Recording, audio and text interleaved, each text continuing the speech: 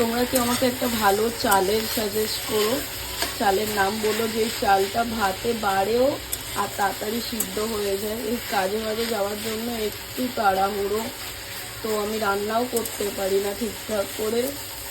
এই পেঁয়াজ বসিয়ে দিয়ে গেলাম ওখানে, যে জামাটা রেডি হতে ব্যাস পুড়ে গেল। আমার দ্বারা হবে না রান্না।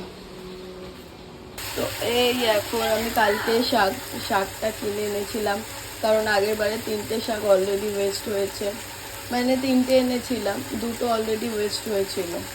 তো যার কারণে আমি ভাবলাম যে তাহলে শাক নষ্টই হচ্ছে না, কিনে তো নষ্ট করে লাভ নেই, তাই কালকে রেখে দিয়েছিলাম।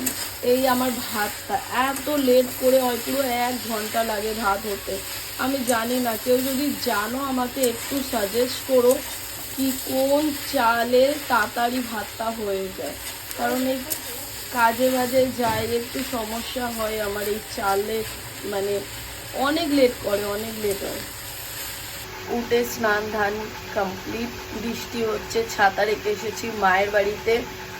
আর এখন আমি জানি না কিভাবে যাব, আমার মাথা খারাপ হয়ে যাচ্ছে। ছাতা তো মায়ের বাড়িতে রেখে এসেছি, ওইদিকে একটা ছাতা দোকান আছে পোলের কাছে, কিন্তু আমাকে তো পোল পর্যন্ত হেঁটে যেতে হবে, এটাই হলো সমস্যা। বৃষ্টি পড়ছে, ভিজলেই শরীর খারাপ করবে, একে আমার ঠান্ডা লাগার ধাত, কী করবো বুঝতে পারছি না।